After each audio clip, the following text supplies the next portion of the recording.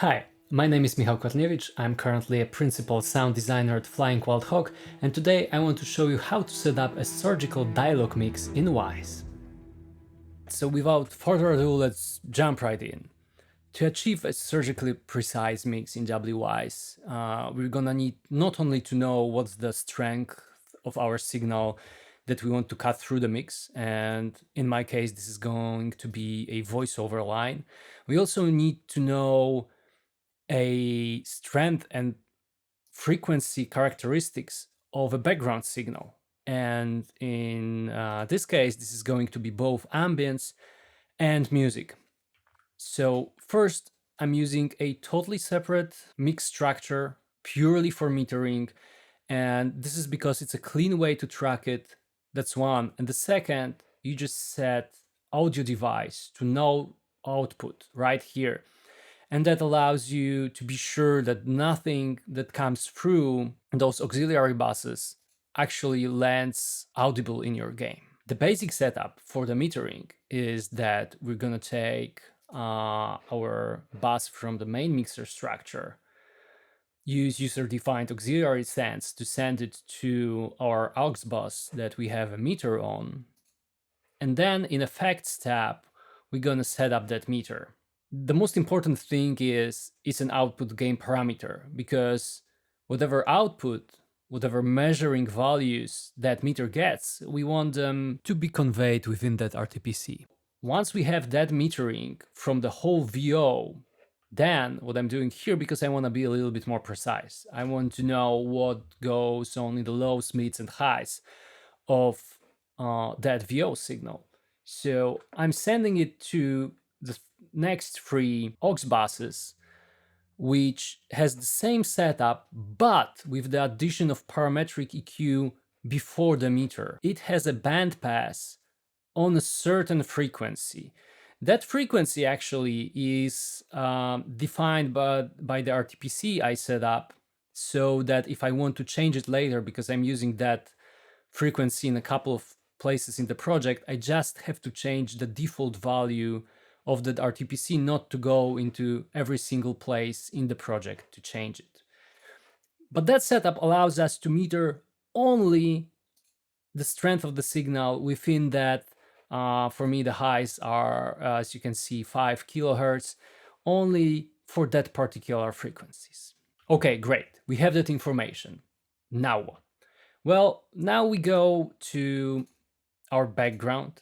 In our case, an ambience and music. What I have here is a parametric EQ, and it's actually a 3-band EQ. So it targets 3 bands that are before defined for VO, the low, mid, and high, and they have the same frequency. And then it changes the gain of set frequency based on the signal. So if the voiceover is going to have material in the low frequencies, that RTPC meter is going to go up, and as a result, it's going to turn down the gain on that EQ which sits on the ambience. So as a result, it will cut out low frequencies from our ambience.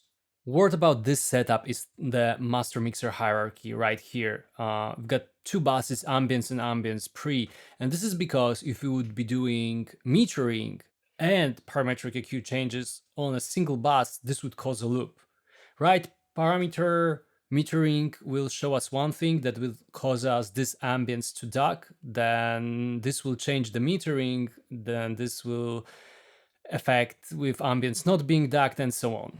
So that's why we have 2 buses. The child bus ambience pre is the one that's sending unchanged values to the meters, and then we're doing the tweaking on with the parametric EQ on the parent ambience bus. So let's take a listen how it works. We'll be keeping eye on band 1, that's lows, gain on our parametric EQ that sits on the ambience bus. And I'll be playing first the subtle ambience with a dialogue line on top, and then we'll switch to a louder ambience, which is actually a thunderstorm. So there will be portions of just rain, and then a booming reaching the low frequencies, thunders as well.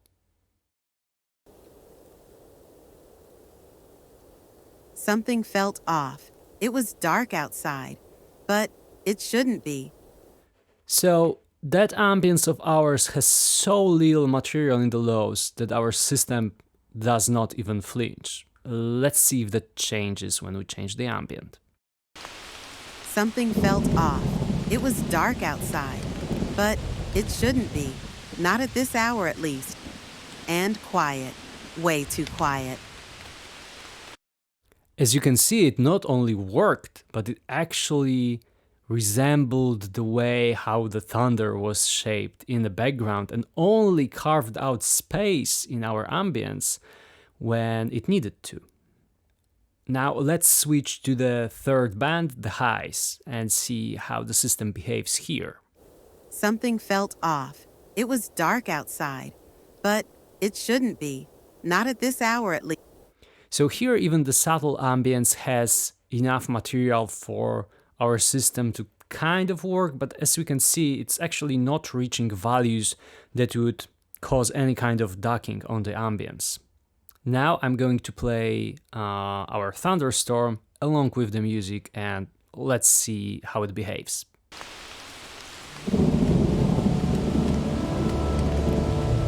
Something felt off. It was dark outside, but it shouldn't be. Not at this hour, at least. And quiet. Way too quiet. I had no other choice but to stay put. She will come here eventually. And if it's not too much, let's watch how everything behaves when played all at once. Something felt off. It was dark outside, but it shouldn't be. Not at this hour, at least. And quiet. Way too quiet. I had no other choice but to stay put. She will come here eventually. You may have noticed the different speed with which each meter value is moving, and that's due to the dynamic settings on metering effects on each band. Now, this is how it's achieved. Aside from metering VO, we are also metering the background, and we're doing it in the same fashion that we have a meter background sum setup, then sends to a high, mid, and low frequencies. And then on each we have a parametric EQ with the same frequency as before in regard to voiceover. We have a metering effect taking its values. Now, that value, so for example, for background low, is set directly to the meter of a VO. And the max output of that meter correlates to how much of that frequencies are present in the background.